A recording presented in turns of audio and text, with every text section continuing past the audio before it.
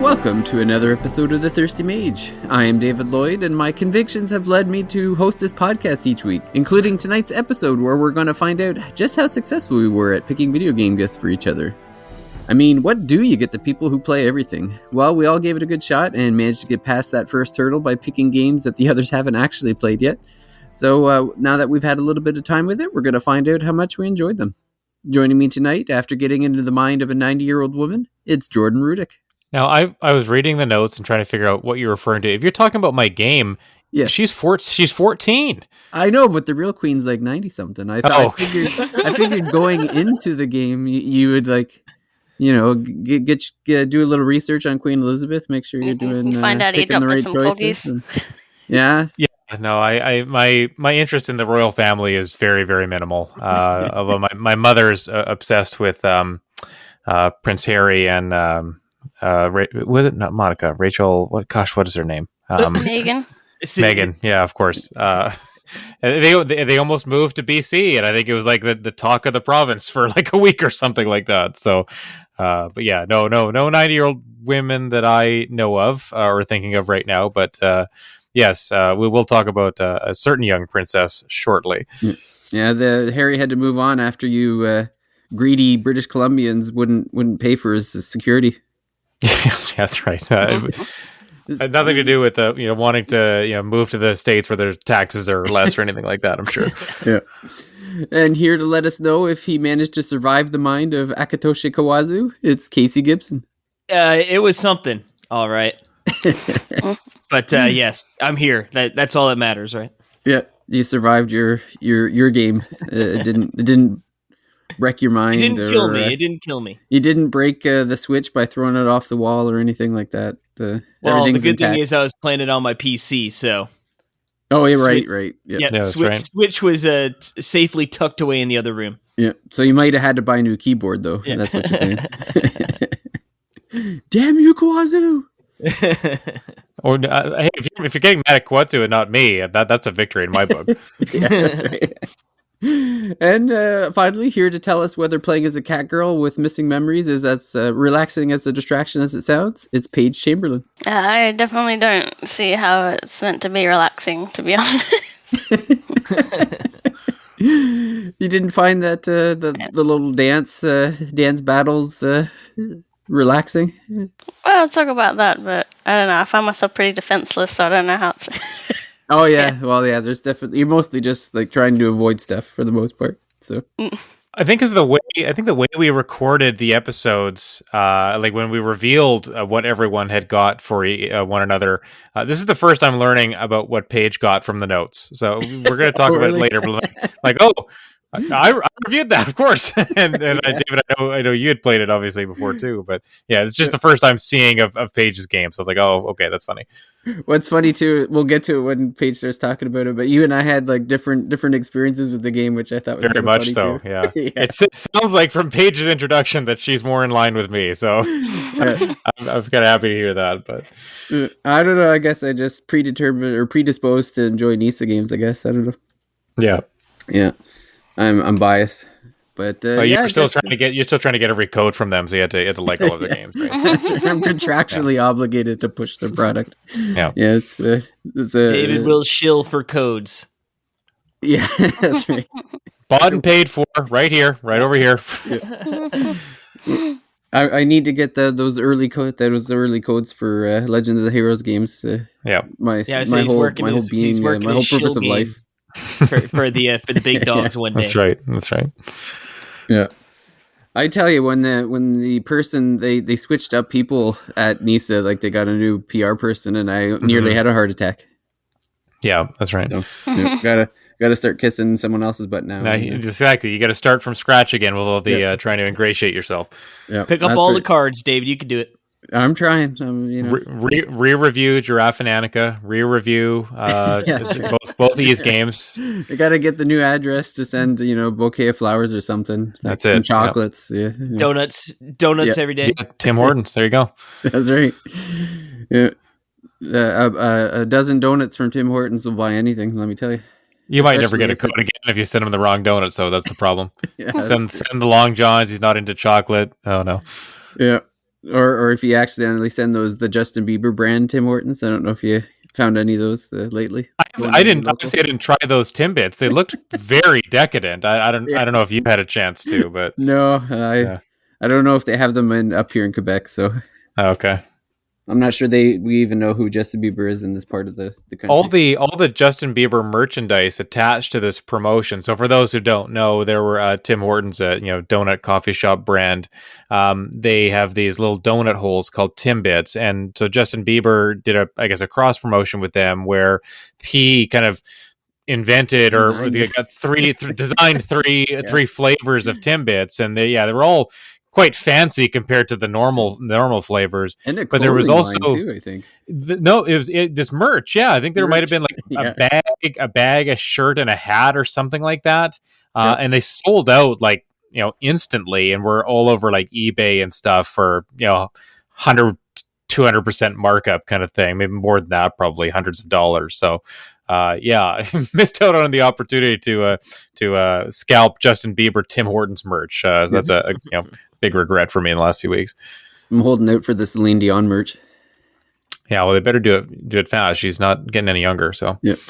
But speaking of things that make no sense, why don't we start off with some Square Enix trailer talk? We had a few trailers drop this week, Bray. So before we get into our games, we'll just have a quick chat about those because they're pretty. They go from pretty hilarious from like the Stranger Paradise stuff to pretty neat triangle strategy ones. We're starting to get. I'm glad they put those triangle strategy ones out because I completely forgot what was going on in that game. So it's been a good refresher. They certainly throw a whole lot of information at you. Oh, there's like names coming from like every direction. Yeah. I'm like, I don't know who any of these people are. As someone who is like absolutely horrible with names, I could watch like full seasons of TV shows and like I know who the character is and everything, but like I couldn't tell you their name. And then this trailer, literally every 5 seconds, it was like so and so of so and so and so, and then I was like, oh my goodness. Yeah, anything more complicated than Bob and Dale, and you're out, Casey? You're just you could tell me your name, like I'll meet someone and they'll tell, and it just I don't even register it. It's not even like that I like forget it. It just like doesn't compute. It's so stupid. I hate it. As soon as they have a title like of then a place, Casey's out. As soon as it's George of Cumberland, I'm out. It doesn't matter what your name is, George. It's you've got a title attached to a region or a castle or something like that. I think the cool thing about all the characters and all the names and stuff is like that really reminds me of Final Fantasy Tactics. Because there were so many characters in that game, really, really dense story. Obviously, Triangle Strategy, they're playing up the how important your choices are, and I really noticed that about the first trailer. They kind of said they were kind of talking about how you can do something illegal to get out of a bind, or you can try to do the morally right choice. And we know that that's going to be a big part of it. But I'm just happy to see them kind of continuing to hammer down that since the demo and since their extended development time over the last year. They haven't, gone away from that important theme of the game of the choices that you make. So I don't want to watch too many of these trailers just because I'm already getting the game. I'm super excited about it. And I just don't want to. I don't need to see any more to be convinced. But it was good to check out this one, the first character trailer about Roland, just to be reminded of some of the cool things that are happening there. Yeah, it seemed like they doubled down on the sort of. I think it was like see dark things and like expose them or partake in them kind of thing. So exactly, sort of working up the choices meaning something. Well, before the show, you had asked me where the Chaos Talk went in the new Stranger Paradise trailer, and Square has replaced it with the Conviction Talk and Triangle Strategy trailers because I think that Roland one or either Roland or Frederica. They must have said the word conviction like 12 times. You better be careful, or Jack from Stranger Paradise he's going to start saying conviction now, and that'll be the new buzzword for 2022. Yeah.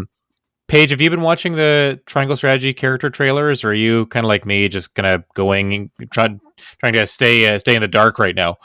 Character trailers aren't usually something I'm interested in unless I really want to see more of the game. But from the demo that I've played, I know I really want the game, so I don't I'll see whatever happens there in the game and enjoy it.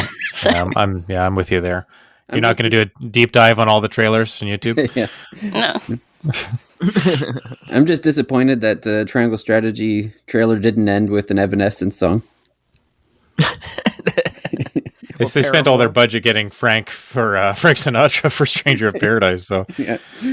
Well, That- that's the other trailer that we saw this week. I don't know when it actually came out because it kind of just snuck up on me. But yeah, I watched. It was a long Frank one too. does I think it that, was you know? 6 or yeah, he does. It's like I don't. It might have even been like an 8 or 9 minute trailer by the time it was done because it felt. I think like it felt like just that, kept David, going and because going. they ended with Frank Sinatra. You're like a blast from the past. Like, oh man, this is just But- going. They didn't they.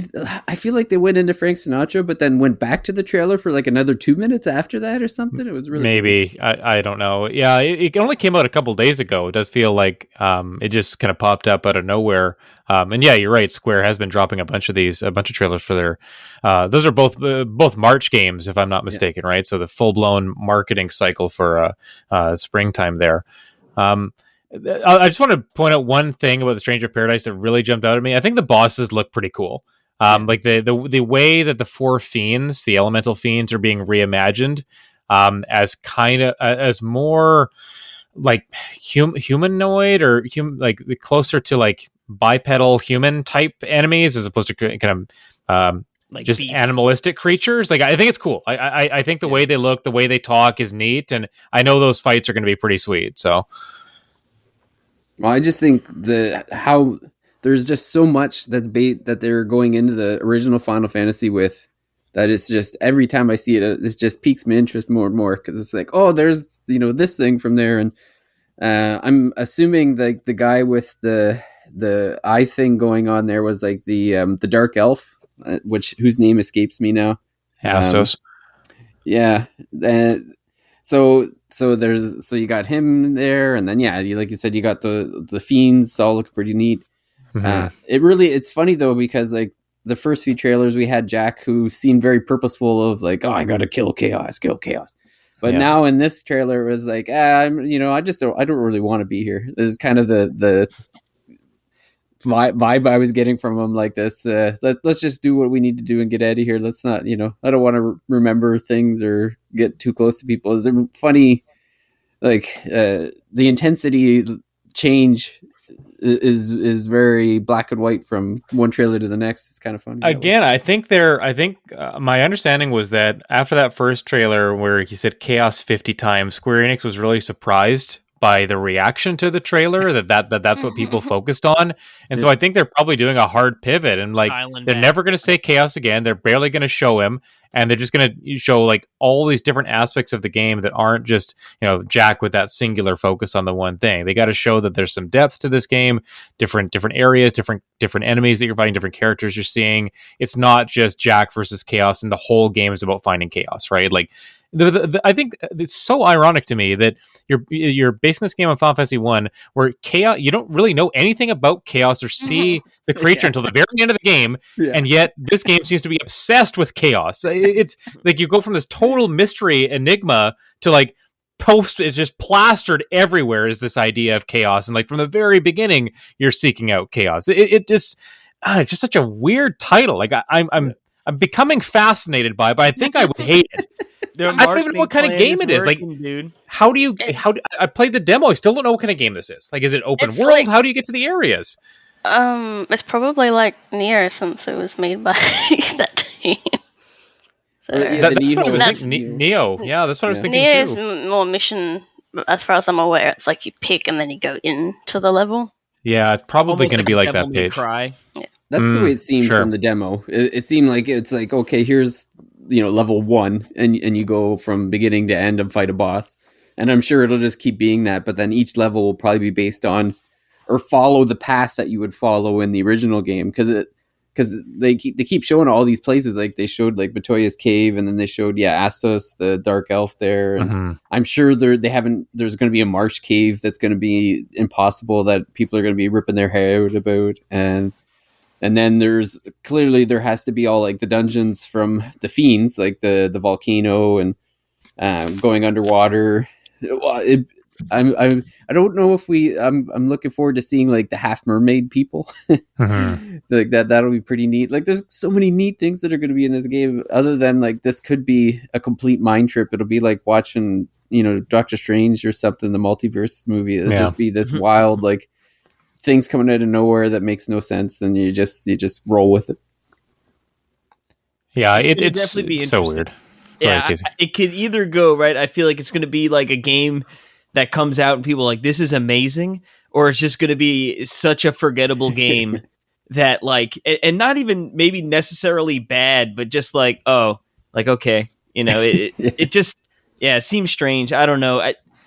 I'm not probably going to get this, but I am definitely interested to see what you guys are all thinking about it. And then even just larger, just what the sort of the pulse on it is with the community, right? Like if this is something, because I'm sure Square is probably hoping like this style, like if it takes off, right, to maybe they could, similar style with, the second, third, whatever, or even just, really cut loose and let it go on its own. But they are definitely pushing it hard. I see a lot of posts on Instagram about this game.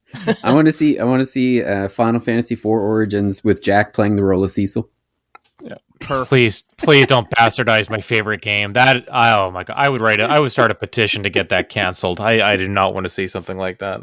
Give me HD 2D for everything, please. Not Stranger of Paradise style. Paige brought up Neo, from Team Ninja, who is developing Stranger of Paradise, and I think it's funny. Like Neo is similar to Dark Souls, like that action RPG style. But it's something about it feels different. And I think that's my problem with Stranger of Paradise. It doesn't feel like Dark Souls. I wish it did. It feels more like Neo. It's fast. It's faster. It's a more combo based. It's very dark. But also kind of I'm trying to think of how I would describe it. Like trying to be cool, something like that. Dark Souls isn't trying to be cool. It's trying to be brutal and ruin your day. But there's just something about it that just rubs me the wrong way, even though I did see some cool stuff in this trailer for sure. I guess time will tell, I guess. Yep.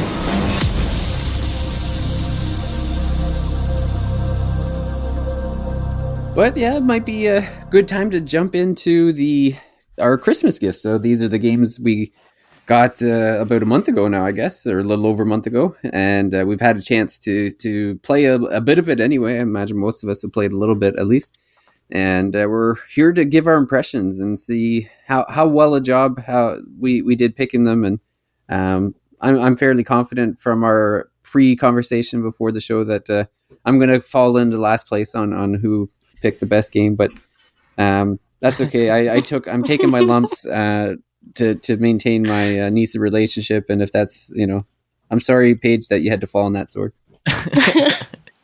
She took one for the team. The David team. Yeah, but maybe before we jump into that game, maybe Casey we'll start with your adventure into Kawazu. Yeah, so Jordan got me Romancing Saga 3, and I had not played a Saga game or a proper Saga game, right? Because I guess like Alliance Alive and some of those other games are sort of similar vein. Yeah. So it's like I've played some of those. Yeah. They have similar sort of threads or whatever you want to call it. But so this game here is you start off, you pick one of 8 characters. At first, I thought they were all just sort of generic, like, oh, okay, whatever sort of generic characters here. But they all, I guess, have sort of like a prelogue, right? That sort of is different for each one. And then I believe it meets up to like a point that is more, I guess, just sort of similar between each path. I forgot who I picked. I think his name was Thomas. I think it's just the first one. I ended up changing his name because, again, I was just thinking like, oh, this is just a placeholder name. But yeah, it is definitely a really weird game. So the biggest thing, I guess we'll start off with the game looks great. Like I I love the pixel art, and the style is so good. Just exploring, right? You sort of run into the enemies there; they all look good too. But then it and the music is really good too, right? Like I don't know what it is. I feel like every RPG on the Super Nintendo, it just had like the best soundtrack of all time. No kidding. Yeah, I don't know why. It just seems like a trend that all of those games had really good soundtracks. But The golden the age. weirdest thing with this combat is, and really what sort of I'd say put the damper on it for me is just it everything seems pretty random almost. Not everything, but a lot of things. So you don't get experience points, right? You don't level up per se, but you do get stat increases, and I guess they seem random. I don't know if it is exactly like, oh, you get hit more, your HP goes up more. I don't know if it's exactly like that, but it just seemed like sort of throughout battles, it'd just be like, oh, this stat went up, that stat went up, and like it feels good, like it's exciting to see the stats go up, but it also is just sort of like, without having to, I mean, I'm sure I could go online and find people who have looked at the code and found out exactly, what triggers things to boost. But it just seems sort of like, oh, okay, I'm unlocking sort of random stat boosts, and then also unlocking like random skills as well, which is, again, it feels like just too random for me, I guess. Mm-hmm. I don't know. And they don't do a great job of explaining what's going on. It's just like, oh, okay, I'm in the battles here. Things are going up.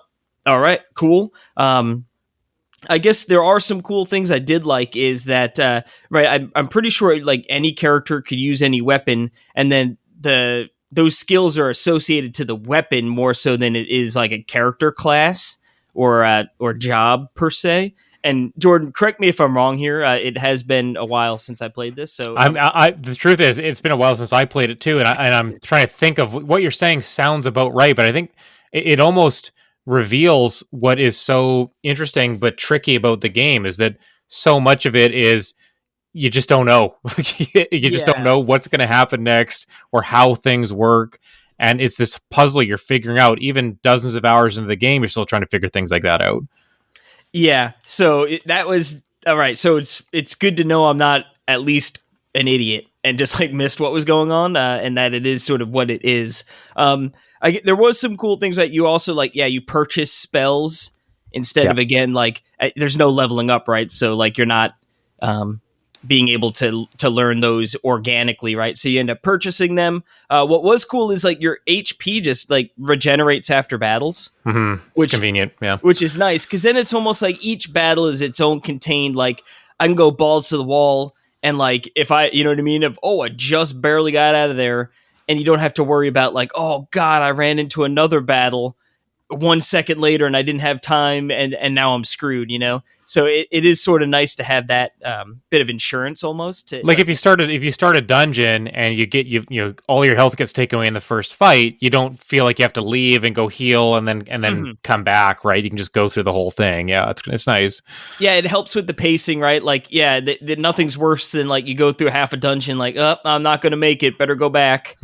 Retreat, reheal, and then have to clear a bunch more stuff to sort of get back to where you were. Of course, right? Generally in those types of games, you're getting experience, so it's not, a lost cause per se. Like you're still gaining stuff, but yeah. And then I guess like again, I don't know. It's just weird. It's like I don't want to say like I hated it or anything, but it just didn't really click with me. So it isn't, I put like a hour or so in, a little over an hour. I didn't play a whole ton because again, it just like I said, almost all the randomness was just a little too much, I think. Yeah. Which is a shame because again, the game looks awesome. I did do it, like I looked into it a little bit, just because it had been, like I said, a couple weeks since I actually played it, and that. I guess it opens up right to where there's no like with the overworld map is just sort of like a series of town, like not like a Mario map, right? But where it's just like, oh, pick the spot you want to go. Like you don't have that traditional overworld that you're traveling through. And I'm trying to think. I had some notes written down too. You can't go to a new place until someone mentions it, right? Like someone has to talk about a place, or you have to do something in one area to open up another one. You can't just like walk around the map and go somewhere, right? You are kind of picking cities or dungeons or areas on the map from the overworld, and then you just go there. You don't actually like travel. You don't actually sail a ship there or anything like that. Yeah. But yeah, like I said, it's an interesting game for sure. I'm glad I got to play some of it to have more of a reference on this, because it is something, you know, I've seen a bunch, especially with the re-releases coming out. Like it is very visually appealing and definitely catches the eye. And you know, obviously, I think a lot of us and probably a lot of people listening to the podcast are probably, you know, cut their teeth or, you know, in the SNES era with these RPGs, you know, so it's sort of cool to go back and sort of play one that I hadn't gotten a chance to, even though, like I said, it wasn't my favorite, but yeah, no, I lost one too, because that was one, I could be wrong, but I believe that was the one where it never left Japan, and they just localized it recently, or something to that effect. I don't think any of the Super Nintendo Saga games came stateside.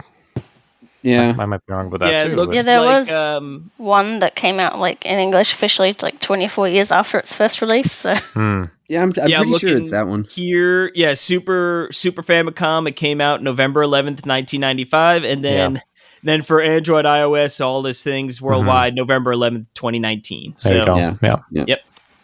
It's funny that Square is on this like Saga kick where they're bringing all these old Saga games back and bringing them to the Switch. Like they certainly have a little bit of a nostalgia kick in general, because obviously they're redoing the Pixel remasters. But it's just funny that there seems to be this very concentrated look at the Saga games, because they're obviously on console and PC. And I mean, I'm sure it helps that Quazu's still with Square, so it's like they got the guy there. Like that's probably part of why it's getting such a push. But it also seems like there was like a particular executive there. There's like this young guy who seems to like be all in on Saga, and must have some kind of clout, because it seems like he's been pushing been the force behind this push to get those games out there. So curious to see what kind of money is coming in for those, if it's been worth it. Like, it's been neat playing some of the old ones, like the getting the collection, or what was it? I don't remember the exact word, but there was like the Saga games where it had like the Game Boy version with it. I thought was pretty neat. The Saga collection of Saga. Yeah. It was a good one. So yeah, they're pretty neat. And I kind of have the same opinion on the game as Casey with the. It can be tough to play those games with the randomness. Like you said, there's probably code behind where it's like you get hit 10 times and you know, X stack goes up or whatever. I'm sure there's, I can't imagine, maybe there's a little bit of randomness to it, or a random generator to it or something. But I even remember joking with, I think that was one of the games where it's like you attack yourself when you're against weak enemies so that your HP goes up quicker, and like little things like that. So I guess it's one of those things where it's, if you're someone who likes to play around with mechanics or like kind of abuse systems and stuff, it might be more appealing to them. But it's certainly not a straightforward. I wouldn't call it like a traditional RPG at all. So apparently there was a Saga presentation or talk in 2021 where they mentioned an announcement coming this year, 2022, for a new Saga game. So it kind of stands to reason that if you are releasing a new game in a series that's been around for a long time, you would want to go back and release a bunch of the back catalog games. And the Switch is the place to do that, right? Because a lot of the people that grew up playing these games, in English or somewhere else, or in some other language, you probably own a Switch. You probably have a fondness for nostalgia and retro games, and so it makes sense to release all these old Saga games on Switch. They must be selling well enough, or at least breaking even. And like you said, David, there are people that are making decisions that obviously have a fondness or an attachment to these games. But I think the fact that a new one's coming makes sense for seeing all of these old ones come back and get a little bit of a touch up. Yeah, well, and they had like those SMT3, right? Yeah. Well, that's the thing, is there was a couple of Saga games that weren't that old, really. Like Scarlet Grace wasn't really that old. No, when they ported it to Switch, so it was so they kind of it's kind of like a tidal wave of Saga games. So I guess it works out if people are pick up Scarlet Grace and really enjoy it. Which Scarlet Grace is a really good saga. That's probably my favorite of the sagas. But I mean, rather than release just one, like if you find out, like you play the way it probably works is you play one of these, you're going to play a bunch of them, right? And I think I'm kind of in that camp. Like I got 2 first, and then 3, then the collection. I think I bought Scarlet Grace. I haven't played it yet. Saga Frontier I want to play. Seems kind of cool with all the different characters and their different storylines. I'm definitely interested in the series, but you have to be in the right frame of mind. You have to be kind of understanding and patient with these games. You can't rush through them. And yeah, I think there's just a right time to play them and a right mood to play them in. And so, I love the series, but it can rub you the wrong way for sure. Well, it's like the Legends of Heroes, where you can't just buy one game; you have to buy like all 9. So it's kind of the same. You have to. You're obligated to. You're obligated, yeah. And I'll have my address available for Nisa at the end of the show to send those checks. By the way. Yes, exactly. Good. You mean they don't direct deposit them for you? No, that's they should have. You should have. They should have filled out the form for direct deposit by now. I agree. They're probably just going to pay with merch. Little Lloyd Banning, what do you call them? Plushies. They're not taking Bitcoin yet or NFTs? Well, the NFTs are on their way. They do everything like 10 years behind. There's going to be an NFT. It's true. 10 years from now, and it'll still be in Japanese, and they're people will just buy it, figuring out the blockchain, and then maybe a few years from now, it'll be NFTs. Yeah, exactly. But Paige, how about your game? Now that we're talking about NISA America, we can jump into Giraffe and Annika. So I remember, I think when the game first came out, and I saw it, and I was like, "What is that?" And I saw how the graphics looked, and then I was like, "Never mind." It's just that thing where they've got the 3D anime character models, and then the world itself is kind of like realistic in a way that doesn't quite vibe with the rest of it. Don't match. They don't quite match. Yeah. It's like an original PlayStation game where it's like where you have like the character running around like almost like a pre-made like a static background or something like that. You kind of get the same vibe-ish. And I didn't really know much about what the game was aside from that. And then when we first got it, I also got screenshots, and then you informed me that it has rhythm game elements, and that's probably what most interested me in it, is that part. Mm-hmm. But actually playing it, the movement of the character is odd, and managed to give me motion sickness. Oh, David! Oh man, I'm sorry. Which I normally only get motion sickness from first-person games, or if the frame rate's terrible. But I'm just guessing it's just the way this character walks around or something. Well, I think the movement of the legs doesn't match how quickly she's actually going in the world. I'm watching video now. Casey, don't get sick. In case you're going to throw up. I also found it really interesting because your characters, I guess, forgets who she is. And waddles. She doesn't bother to tell anybody that's talking to her that she doesn't remember anything. She just goes, who are you, weirdo? And the friends, just pass. Like, that's an interesting... I was like, all the times there's an amnesiac in a story, I don't know if I've ever seen them just, get brushed off or whatever, as if they don't try to press the matter too much. And I was saying how, because you explore the world, you go into these dungeons, and I feel very defenseless because you can't attack. So the first one, you're just hiding, waiting for ghosts to move out the way, and then running past them. It's amazing. I'm watching a video and it's synced up to exactly what you're talking about. And then I got a bit confused just in work because there's all these different places it looks like you can go, but then you can't actually go. I originally, I did finish the second dungeon, which then fixed one of my main complaints about the game, which was the swimming, because I felt like I was drowning a lot because, this still doesn't control great. I'm you go in water and you're just drowning automatically, and you surface, but your head doesn't actually go above water unless you're on land. So you can't just, like a normal game where you could, like, Mario or whatever, could swim up to the top and get air. You just die the whole time until you like stand. As I didn't like that. And then it was funny actually, because I did one thing after I unlocked I can swim for a bit longer, like without dying. Yeah. I went back, to explore some places I had unlocked from the starting area, because that's the fun, like that's what I like to do in games, is the exploration and stuff. So I went under this water bit that I'd drowned in before, and then immediately I still can't go there because now I need something else. So it's just like and then it was funny, I unlocked a blue key because it's like doors of certain colors, and then obviously you get the key and then you can go them.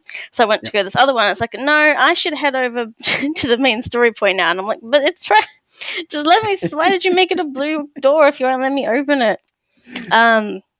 And then so the rhythm, so you get them dungeons, you get to a boss fight, which is the rhythm battle, and they're okay. I'm thinking maybe I should have switched them to hard, but they're fun.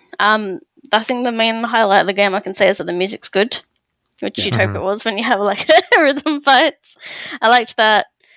I did find I was also pretty disoriented in the dungeons. I didn't do too much extra exploration. I mean, partly because just before I got to the second dungeon was when I was starting to feel motion sick, so I was just like trying to push through it. Then before I got to that second area, I had a problem where I'm wandering around and I'm finding stuff, but I couldn't figure out what to do. And then I come back and it's nighttime, and then the NPC I need to talk to is there. So like I literally was just stuck because I wasn't at the right time of day for something to show up. There's a lot of signs over that tell you everything, but it's just like, really, I couldn't have just moved it here beforehand.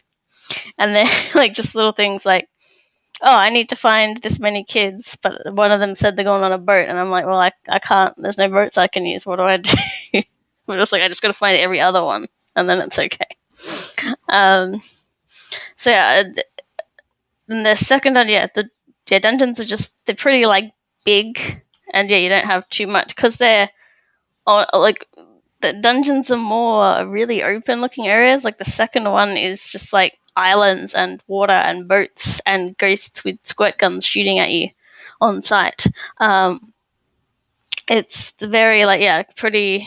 I did eventually, like in that one, I figured out like which boat goes where, but like initially when you first come across it, like there's so many extra bits you can go to. It's very easy, unlike a normal dungeon where it's a cave where you could go, I'm going to keep going left or whatever, I'm going to remember the directions. It's like I really got no idea where I just was. And I didn't find myself exploring too much because I think the only rewards you really get are Meowster pieces, which are art pieces of cats, and I'm not a cat fan, so I don't like, it's just none of interest to me.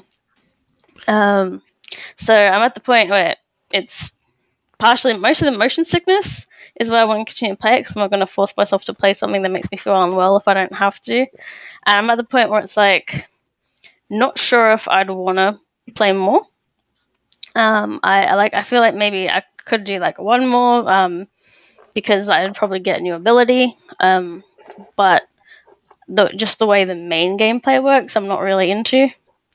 And that's one thing where when it comes to a game, you got to decide, should I keep playing this game just because I started it, or should I stop playing it because I because I hate it. That was one of my gaming resolutions that I sent into Talk Nintendo podcast. Casey, Alex, and Perry talked about that a week ago. David, I think you're getting coal in your stocking this year after what you put Paige through. This is tragic. I'm gonna have to lay all the blame at the feet of the developer, Atelier Minima. I think that's who we should all be blaming right now. It's no one else's fault. Definitely not the publisher's fault. Yeah, definitely not the publisher's fault. No, it's funny. Like you said, you and I, we both got when it came out. I can't remember if it was 2019 or something like that, but where it came out, and you and I both got the reviews. Yeah, and like I actually looked yours up. You had a 5.5. I think I had 7.5 or 8 or something like that. And I thought I was harsh until I heard Paige talk about the game. Jeez.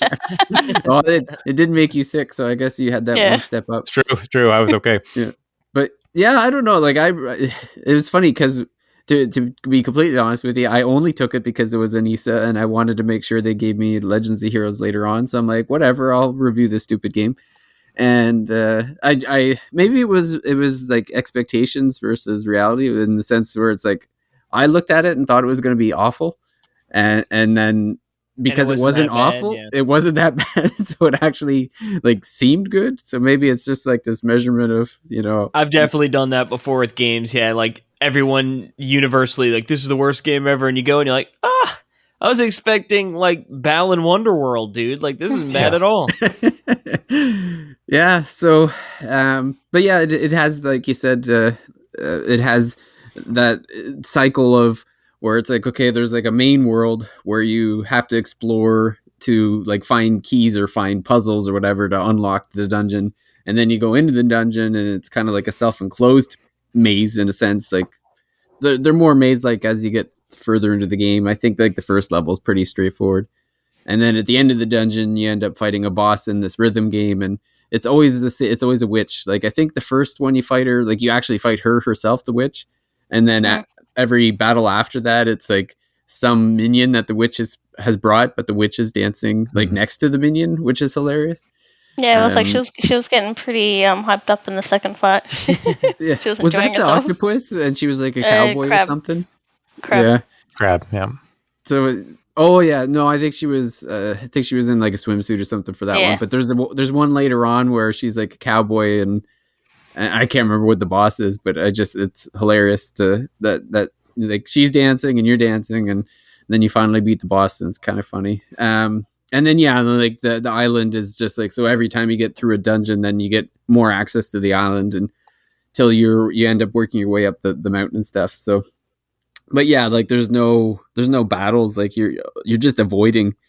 And I think the first thing I noticed was that the way the character runs just doesn't make sense based on it. She's going faster than her feet are moving, so it's kind of like this weird.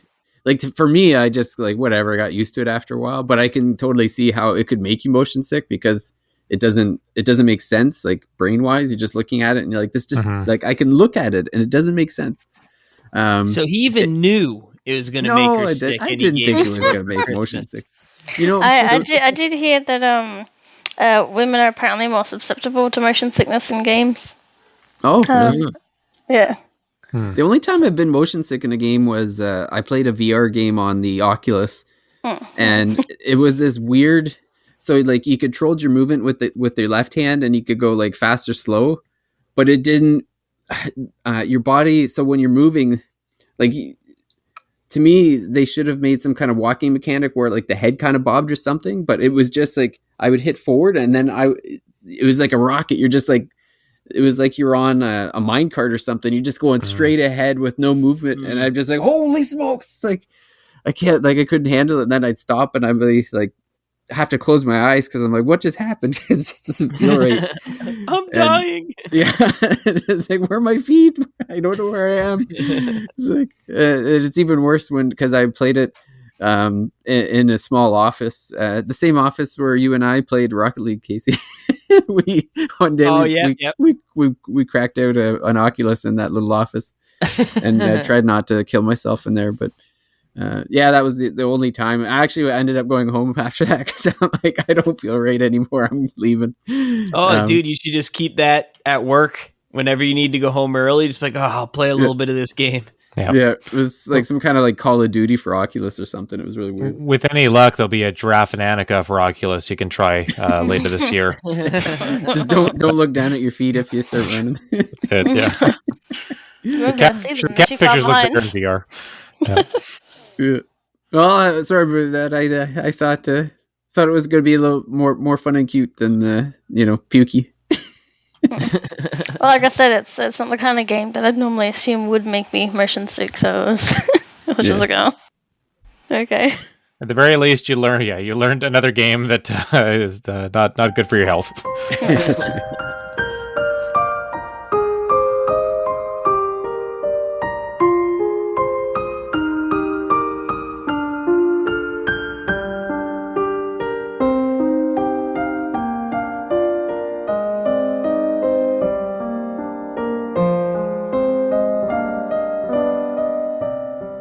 we got nowhere to go but up from here, Jordan. So what do you tell us about your game, Long Live the Queen?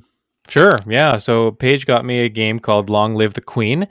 It is part visual novel and part like kind of RPG simulation type game, I guess. You do have kind of stats that go up that can affect the story and unlock different outfits and things like that too. So the game centers around a 14-year-old girl named Elodie, who is on her path to becoming the queen after her mother passes away. The idea, or I guess the minute-to-minute gameplay involves kind of choosing classes to take and that can boost your stats, but also making decisions about if a prisoner should be put to death, or should be pardoned, or if you should marry somebody, if you should participate in a war or hold back. So you're making kind of, even at her young age, you're making kind of big major political decisions, and those can lead to different outcomes for the castle and for you. So after choosing the classes, you see your stats go up, and they can go up higher or lower depending on your mood. So that's another thing you're affecting. After the classes, you choose, I guess you choose an activity around the castle, and that can either lower or raise your mood in different ways. And the way, I guess the predominant mood, whether that's cheerful or depressed or lonely or whatever it is, that will affect which stats can go up or can be, I guess, raised higher, or maybe not raised as high, depending on the classes that you take. So I guess you're kind of trying to balance what stats you want to raise with the classes you're taking and the mood that you're in. So it's a little more complex than it seems. And so when I was playing through it, it took me a little while to figure out, like, okay, where do I want my stats to be to boost, to make the classes or make my training more effective. And then if my stats get higher, then I'll be able to explore different parts of the castle, or I'll be able to make certain outcomes happen more. Maybe make outcomes more likely in terms of the story. So I got to only one ending in the game. I haven't played a ton yet, but I feel like it's a game where I'd like to do a run and then put it away for a little while and then try something different the next time I get to it. So I guess the first time I played, I was trying to focus on maxing a few stats. And I don't know that that's the best way forward, because you want to have, and Paige will correct me on this because she's gone through the game successfully, actually, living to become the queen, I guess. I got to an ending where a civil war broke out and I was thrown in prison, and that was the end of my run. And everything kind of resets from that point. So it's almost a little roguelike in that way, that you do have to start from scratch if you get to an end state like that. Of course, you can save your progress at any time, so it might be worth, maybe about halfway through a run, or after you've made some progress with your stats or whatever, maybe save, and then you can go back to that point and try things differently. So I did make a couple of save files as well, so I might go back to them instead, and just knowing what kind of events can come up, play the game a little bit differently. But yeah, it's interesting. I thought initially, like my first 5 or 10 minutes, I was going to hate it. Mm-hmm. And the reason I say that is because I just felt like it seemed a little obscure. I didn't know. I felt like I was failing everything, basically. Like, during the story bits, when character dialogue pops up or different events take place in cutscenes, I guess you will respond differently if your stats are high enough for a particular kind of like a stat check kind of thing, like in a D&D game. If your stats are high enough, you will succeed in a something that's checking your dance statistic or your knowledge of economics or something. And so I was failing everything at the beginning, but of course that makes sense because you don't have any stats yet. So I wonder, I'm going to try next time maybe more of a shotgun approach where I raise all of my stats a little bit to see if that helps me pass some of those checks, and then maybe unlock different story beats, or maybe just get to a safer path where civil war's not breaking out or something like that. But yeah, I don't know. I want to learn more about this game from Paige, but I'm also on the side of like, I also don't want to know too much, because I feel like part of the fun is unlocking and seeing what happens yourself kind of naturally. So yeah, I'm very interested in this game. I feel like it's best played in short bursts rather than all at once. But yeah, I'm definitely eager to. There's tons of achievements. There's like dozens of achievements, and I'm not used to. It's the Steam ecosystem, so to see so many achievements and so many different things you can, I guess, aim for in the game or to try to do. I'm surprised. It felt like a very small game, but it seems like there's a ton of variety to it in terms of the outcomes you can get. Yeah, so it's called Long Live the Queen because you're trying to make the Queen live till adulthood, and there are many people plotting your downfall, so you can get assassinated among like I'm surprised you had a civil war ending and you didn't just get stabbed, to be honest. Well, yeah, what happened was so I think there might have been a fail state really early that I avoided. Some woman shows up, I guess a regent or a neighbor, an aunt or something like that, and the king's like, or it's your father, right? Your father's the one who kind of guides you through the beginning of the game. Is that right, Paige? He's like, oh, I don't think this woman's very good. She's your mother's sister, and she like practices magic. And I'm like, no, bring her on. Let her stay here. And she ended up saving me from a snake. And so my cousin got bit by the snake, and then the snake's head gets cut off by this woman who showed up that I let her stay in the kingdom. So I wonder if I don't know if I avoided a death there or an unfortunate ending. But yeah, there's lots of different events. So yeah, like part of the reason I get the game is because it's based on the Princess Maker series, and like that was before Princess Maker had made it to Steam. So it's got the same basic principles where you're taking them to this class, which is going to increase one stat, but it's going to like decrease another one. So you're trying to balance towards. In Princess Maker, there's a lot of endings, just what she becomes at the end of the game. Okay. Like the princess is kind of the top thing, but like she's not actually like a royalty like it is in Long Live the Queen. So you try to balance towards different what ending you want. Whereas Long Live the Queen is more you're just trying to figure out what is the best thing to help you have a successful run where you don't get killed or thrown in jail at the end. But yeah, it is very similar to the management, and that's why I like it is because it's like that series and it's got that different approach where it's a bit more so it's a bit shorter of a run because you're not raising her for like 8 years. It's like half the time and you could die in the meantime. So one thing I thought was cool was that as you raise certain stats to a certain threshold, you unlock outfits, and then the outfits you change your character outfit, I guess, on the kind of the main screen where you're checking out your mood, the skills, and which ones you're getting buffed at the moment. And depending on your outfit, you can make your schooling more effective. Like let's say you put on like a ballerina type outfit, you wear a tutu, and that makes athletics easier to raise. Like you could raise your dance stat higher or something like that. So I thought that was pretty cool. Like the ability to make certain stat buffs stronger by using outfits that you unlock. So I guess the idea of like maybe raising certain stats that will give you a particular outfit. I don't know if that's possible, and then you could have all the outfits and you could make your schooling really effective. That'd be neat to me. Well, yeah, it's all sort of just figuring out things like that. And yeah, I managed. I think it only took me a couple hours to get a good ending where I hadn't died. So I was like, "Yep, successful." But obviously, there's a lot more, like especially with visual novels, often you want to get all the different bad endings, see all the different scenarios. So that's like what a lot of the achievements would be. We're just coming across all the different things that can happen in the game. Because not necessarily, especially depending on how you react, it might say you want a completely different path of events. Yeah, I mean, I think I'd like to keep playing the game until I get the good ending, but I am very curious about, all the different kind of bad endings or fail states or things that, and maybe other mechanics that I haven't even discovered that could pop up. So yeah, it's pretty cool. I'm pleasantly surprised by it. I do want to play more. And yeah, we'll see how it goes. But yeah, pretty neat game, and I appreciate Paige for turning me on to something that I probably wouldn't have picked up myself just because it doesn't look like the type of game I would enjoy. But playing a little bit, I am into it. Yeah, that's one of the good things about this whole thing is that some of these games we wouldn't pick up each for ourselves. So it gives diversifies our taste a bit, and gets us out there playing some new things. And I guess I'll bring us home with our final one, which I got.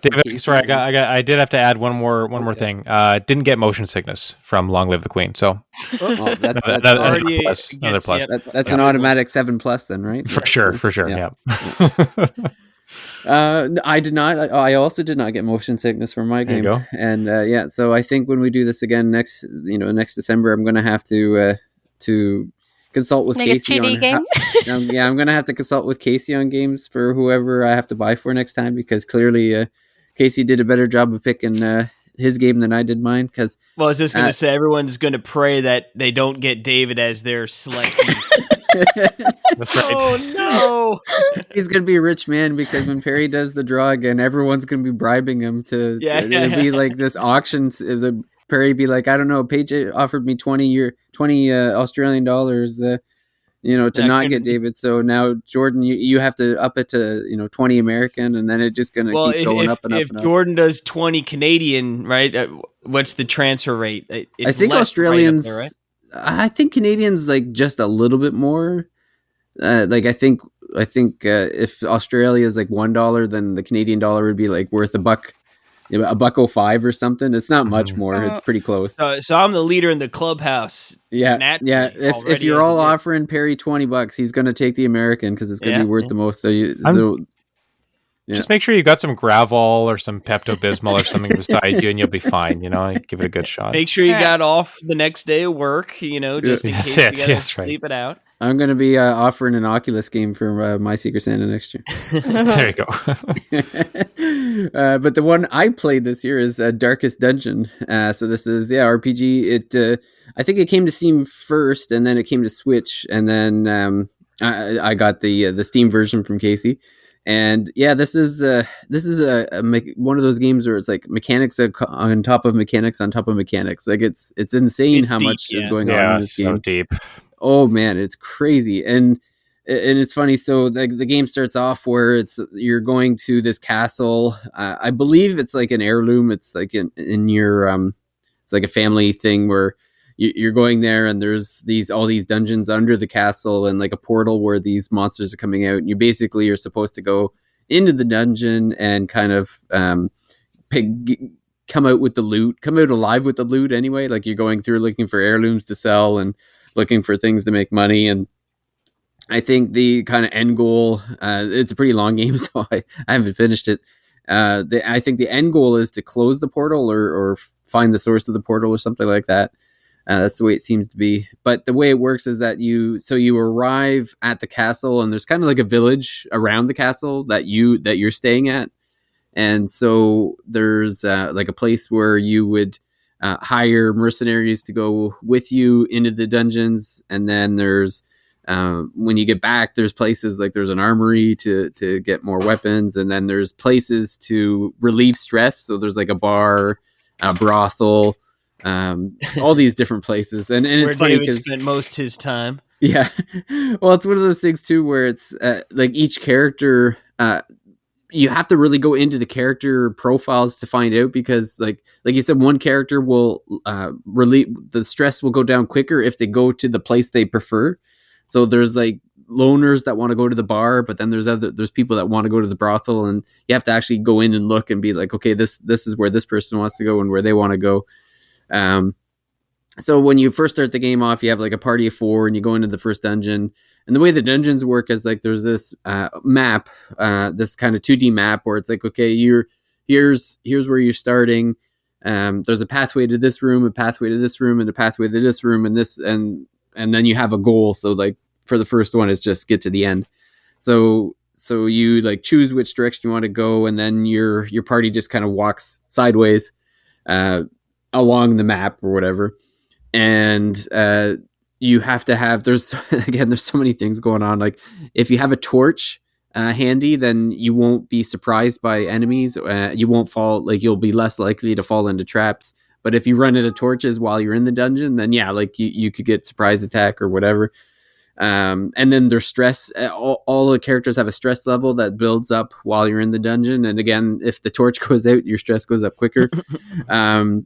And yeah, and there's a huge inventory management too, because there's way more stuff in the dungeon than you can carry out.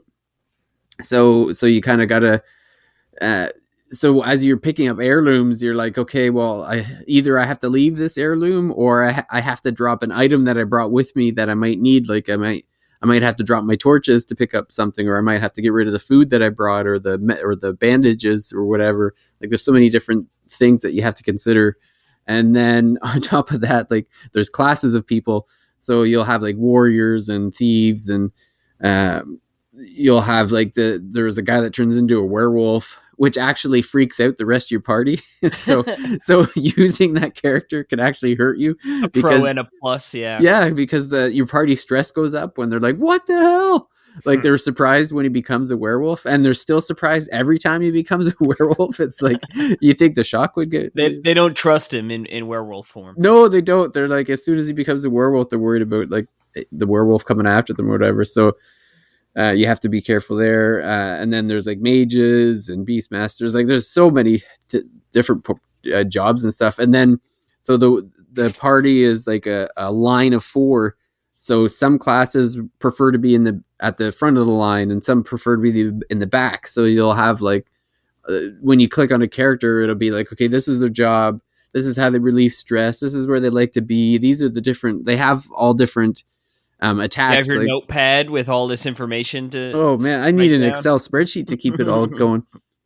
And then on top of all that, like you'll have like tons of these people, because when you get back, then you have to hire more, because these people are so freaked out that you can't send them back into the dungeon right away. You have to leave them in the village to kind of recuperate. And if you don't, you learn the hard way, like my first run. So I think you can hire like 3 people at a time. So, I hire 3 people, and there 4 of us go in and we come out, and they're like freaked out. And so I leave the 3 people and I hire 3 more people, and I'm like, okay, well, I'm not, one person has to go. So for a second time. So I'm like, I guess that'll be me. It'll be like the prime character that you create yourself.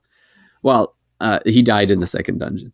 Oh god. So my main character was toast. So, but you keep going, like you end up just hiring more people. So I had like guy. Yeah, so I had a new party member, but they were also my knight. So I was like down a warrior. So the third dungeon I go in, and I don't really have a warrior type. I have like a rogue, the werewolf, and then like 2 mages or something. I had a mage, and I don't know what he was called, but he like poisoned people. He had like the plague mask, like Plague Knight from Shovel Knight. So his thing was like to poison people. So I didn't really have anybody in that dungeon. I was getting trounced. So you can actually leave the dungeon if you need to, so that you don't lose anyone, but like you have to drop all your stuff. So you like lose all the supplies that you paid money for before you went in, and then you end up taking a hit for sure. Yeah. So you get punished pretty bad. So yeah. So it's basically like the whole point of the game is just to go in, get stuff to make money, come back out, use that money to buy resources to go back in further and further and further. And then you have to keep people alive long enough. Like there's tons of permadeath. Like you're going to lose people. There's no doubt about it. But the longer you can keep people, the stronger they become. And then the harder dungeons you can go into, because there's a bunch of different choices of dungeons you can go to based on the difficulty level. And it's funny because like, if you try to choose one of the harder ones and they're not properly leveled, they'll like, they don't want to go. Like there'll be a warning message, or the party members. I'm going to have to bleep that one out.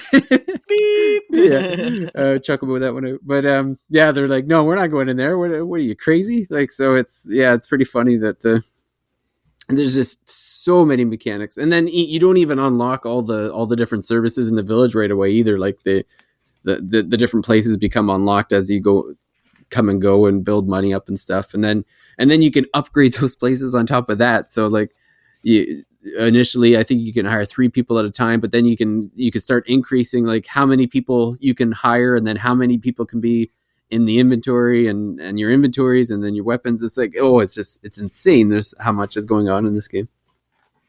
I mean, if you wanted to, this could be like the game, the Desert Island game easily, right? Like there's so much to do here, so many hours, permutations, things to unlock, different characters to try out. Like it is an awesome game. I love it and hate it. Like I think it's so cool, and I have fun playing it, but it is so painfully difficult. It's having to manage health and manage sanity and manage inventory and light.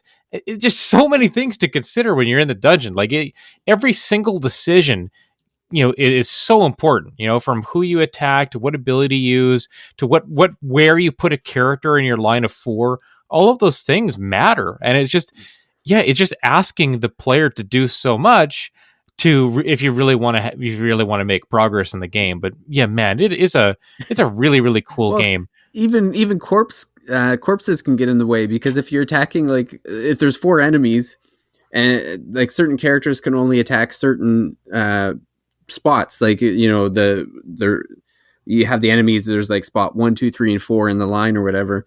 So if you kill the first 3 and their corpses are lying on the ground, so the 4th person is still sitting in the 4th position. But if you don't have anyone that can attack the 4th position, then you have to kill the corpses. Like, you have to mutilate the corpses to get them out of the turn, out of the way, so that it brings that 4th person into the 3rd, and then the 2nd and the 1st. Yeah. It's just such a weird setup. Yeah, it's one of those games where I feel like in this style of game, like, the rewarding part, I feel like, is getting out ahead of it and feeling like, okay, I've got room to breathe. I'm gaining. I'm getting. I feel like this game was always just like, all right, I'm just managing the decline. Like that's right. Like, everything is going down, and I'm just trying to, like, make it last as long as possible, so that you just get a little bit further. But yeah, no, I remember. I picked this up early because it got like a physical release on the Switch, and that was back when I was still picking up all sorts of physical games.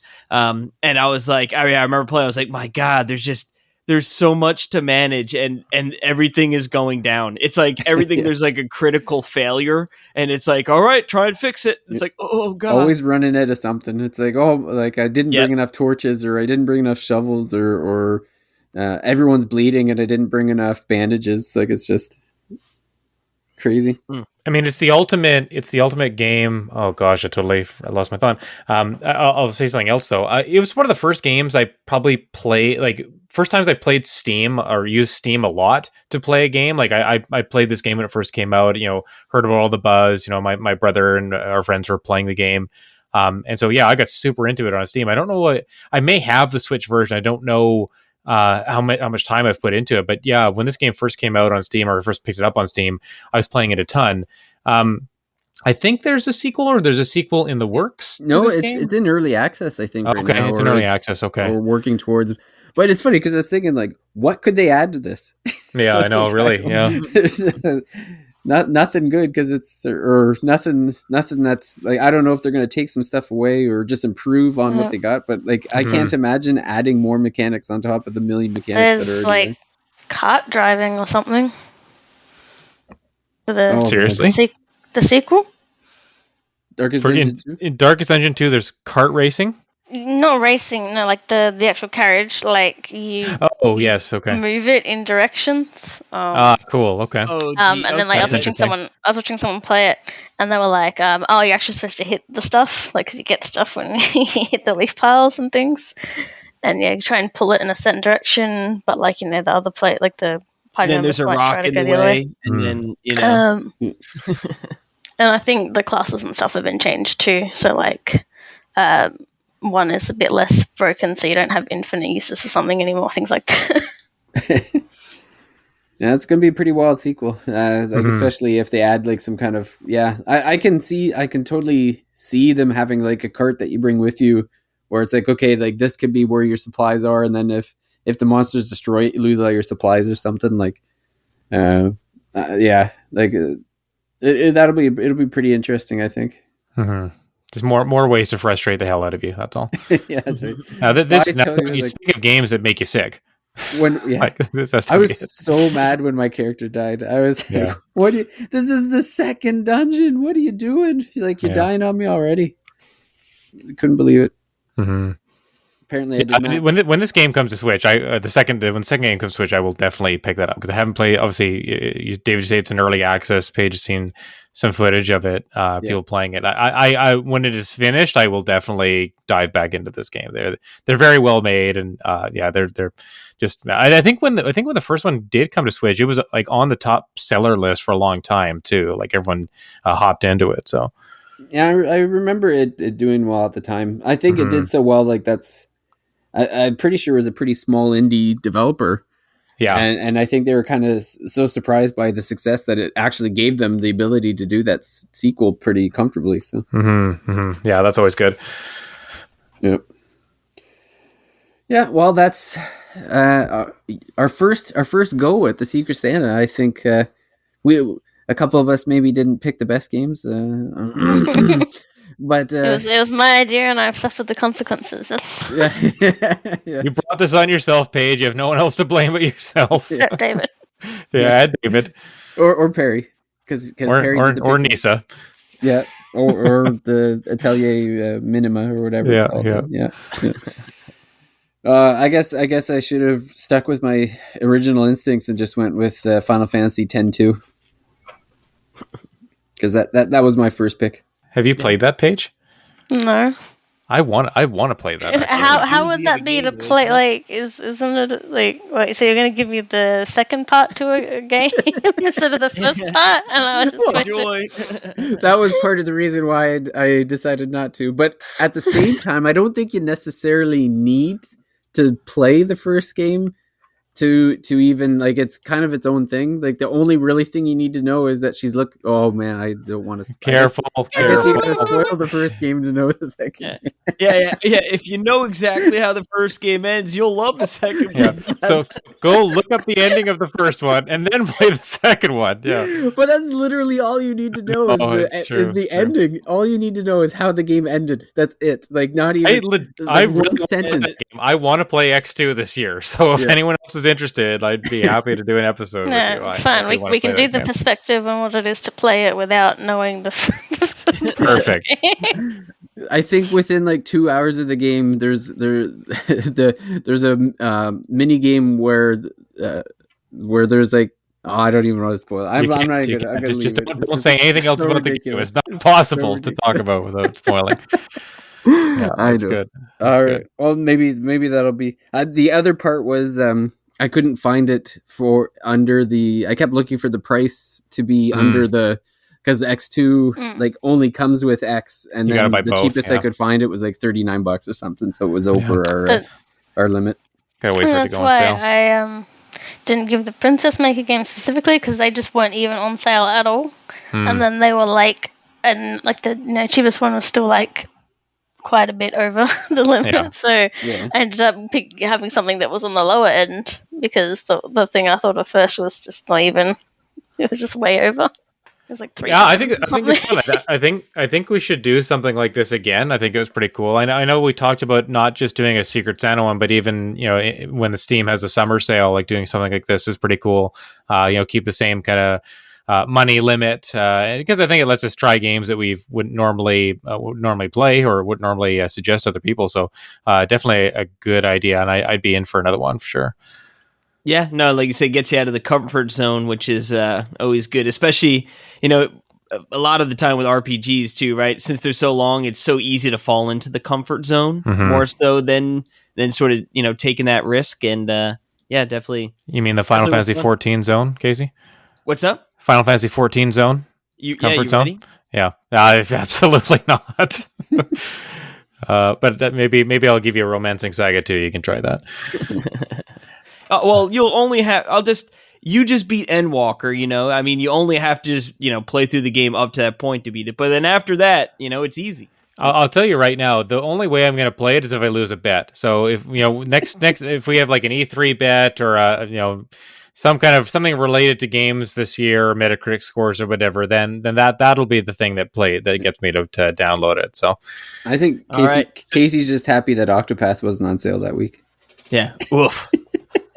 You can't have Octopath on too many consoles. You gotta have it everywhere. So I think we checked all the boxes for the drinking game. Yeah, definitely. Had to get that last jab in. So it's always in the last 5 minutes, right? If everyone's not completely plastered yet, then I just put them over the hump. Yeah. So I think we'll wrap up here. Nice to get the crew together to talk about the holiday games that we picked up for each other. That was pretty fun. We'll definitely have to do it again. But yeah, thank you obviously to Paige, Casey, David, everybody for joining us. Thanks everybody for listening.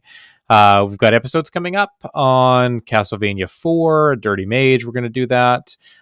Dragon's Crown. I know we've talked about some of these games before. Valkyria Chronicles. But yeah, those are all kind of on the horizon. But we'll get to those when we do. Hope everyone has a really good night, and we'll talk to you soon. Bye for now. Adios. Bye.